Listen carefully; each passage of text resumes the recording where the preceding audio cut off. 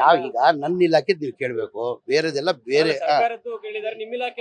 ಇಲ್ಲ, ನನ್ನ ಇಲಾಖೆ ಏನಾಗಿದೆ, ಕಾಂಟ್ರಾಕ್ಟರ್ಗಳದು ನಮ್ಮ ಸ್ಲಮ್ ಬೋರ್ಡ್ ಮನೆಗಳು 1,80,253 ಮನೆಗಳು. ರಾಜೀವ್ ಗಾಂಧಿ AHP ಸ್ಕೀಮ್ ಅಂತ ಅದು 47,868 ಮನೆಗಳು. ಟೋಟಲ್ ಒಟ್ಟಾಗಿ 2,30,030 ಮನೆಗಳಿಗೆ ಎಲ್ಲ ಕಾಂಟ್ರಾಕ್ಟರ್ಗಳು ಬಿಲ್ ಪೆಂಡಿಂಗ್ ಇತ್ತು. 9,500 ಕೋಟಿ. ಕಾರಣ ಏನಕ್ಕೆ, ಒಂದು ಮನೆ ಕಟ್ಟಬೇಕಾದ್ರೆ 7,500,000 ರೂಪಾಯಿ ಆಗ್ತದೆ. ಅದಕ್ಕೆ ಕೇಂದ್ರ ಸರ್ಕಾರದಿಂದ 1,500,000 ಲಕ್ಷ ಕೊಡ್ತಾರೆ, ರಾಜ್ಯ ಸರ್ಕಾರದಿಂದ 1,500,000 ಲಕ್ಷ ಕೊಡ್ತಾರೆ. ಜನರಲ್ಗೆ SC ST ಇದ್ರೆ 2 ಲಕ್ಷ ಕೊಡ್ತಾರೆ. ಅವರೇಜ್ ತಗೊಂಡ್ರೆ ನೀವು 3 ಲಕ್ಷ ಆಗ್ತದೆ. 7,500,000 ಲಕ್ಷದಲ್ಲಿ 3 ಲಕ್ಷ ಹೋದ್ರೆ ಎಷ್ಟು? 4,500,000 ಲಕ್ಷ. 4,500,000 ಲಕ್ಷ ಬೆನಿಫಿಷರಿ ಕೊಡಕ್ಕೆ ಸಾಧ್ಯ ಆಗ್ತಾ ಇಲ್ಲ.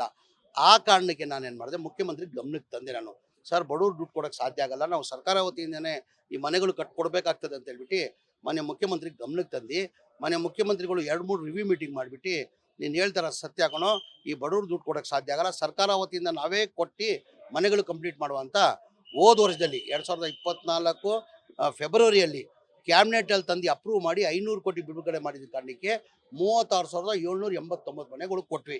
500 ಕೋಟಿ ಪ್ಲಸ್ ಇನ್ಫ್ರಾದೆಲ್ಲ ಸೇರಿ 900 ಕೋಟಿ ಹೋದ ವರ್ಷದಲ್ಲಿ 900 ಕೋಟಿ ಕೊಟ್ವಿ. ಹಂತ ನಾವೇನು ಮಾಡಿದ್ದೀವಿ, first stage, second stage, third stage ಅಂತ ಮಾಡ್ಕೊಂಡಿದ್ದೀವಿ. ಫಸ್ಟ್ ಸ್ಟೇಜಲ್ಲಿ ಮನೆಗಳು ಯಾವ್ದು ರೆಡಿ ಇದೆ, ಈ ಕಾಂಟ್ರಾಕ್ಟರ್ಗಳಿಗೆ ಬೆನಿಫಿಷರಿ ಪೇಮೆಂಟ್ ಬರ್ತಾ ಇಲ್ಲ. ಪಾಪ ಆಲ್ಮೋಸ್ಟ್ ಅವ್ರ ಮನೆಗಳು ಕಟ್ಬಿಟ್ಟಿದ್ರು ನಂಬಿಕೆ ಮೇಲೆ. ಆಲ್ಮೋಸ್ಟ್ ಎಲ್ಲ ಇಡೀ ರಾಜ್ಯದಲ್ಲಿ 1,80,000 ಸ್ಲಮ್ ಬೋರ್ಡ್ ಮನೆಯಲ್ಲಿ ಕನಿಷ್ಠ 89,000 80% ಕೆಲಸ ಆಗಿತ್ತು. ನಾವು ಬಂದಾದ್ಮೇಲೆ ಏನು ಮಾಡಿದ್ರೆ ಹಂತ ಇದು ಬೆನಿಫಿಷರಿ ಕೊಡೋಕ್ಕೆ ಸಾಧ್ಯ ಆಗಲ್ಲ ಅಂತ ಈಗ 42,345 ಮನೆಗಳು ಬರೋ ತಿಂಗಳು 29ನೇ ತಾರೀಕಿಗೆ ಮನೆಗಳು ಕೊಡ್ತಾ ಇದ್ದೀನಿ ನಾನು.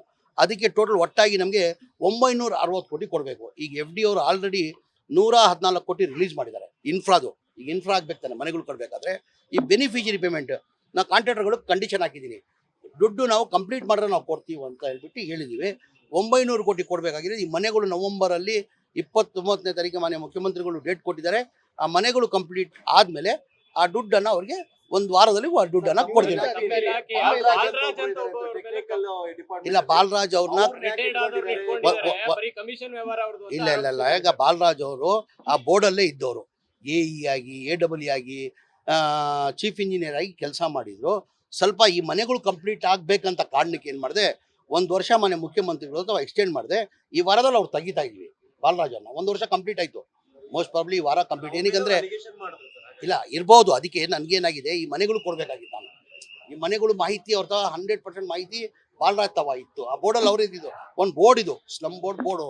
ಈಗ ಬೇರೆಯವ್ರು ತಗೊಂಡು ಹಾಕ್ಕೊಂಡ್ರು ಅದಾಗ್ತಾ ಇಲ್ಲ. ಹಾಗಾಗಿ ಅವ್ರ ಅವಧಿ ಮುಗಿದ್ಮೇಲೆ ನಾವು ಸುಧೀರ್ ಅಂತ ಇದ್ರು, AEE ಅವರು ಸುಧೀರ್ ಅಂತ ಇದ್ರು, ಅವ್ರನ್ನೇ ಈಗ ಚೀಫ್ ಇಂಜಿನಿಯರ್ ಪೋಸ್ಟನ್ನು ಜವಾಬ್ದಾರಿ ಕೊಟ್ಟು, ಏನಕ್ಕಂದ್ರೆ ಈ ಮನೆಗಳು, ನನ್ನ ಉದ್ದೇಶ ಒಂದೇ, ಈ ಮನೆಗಳು ಬಡವ್ರ ಮನೆಗಳು ಕೊಡಬೇಕು. ಜನ ಬೀದಿದಲ್ಲಿದ್ದಾರೆ ಸರ್, ಈ ಮನೆಗಳು ಕೊಡಬೇಕು ಕಾರಣಕ್ಕೇನೆ ಅವ್ರು ಇಟ್ಕೊಂಡಿದ್ದೆ. ಅವ್ರು 1 ವರ್ಷ ಅವಧಿ ಆಯ್ತು, ಅದು ಮುಗಿತಾ ಇದೆ. ಈ ವಾರದಲ್ಲಿ ಅವ್ರಿಗೆ ತೆಗಿತಾ ಇದೆ.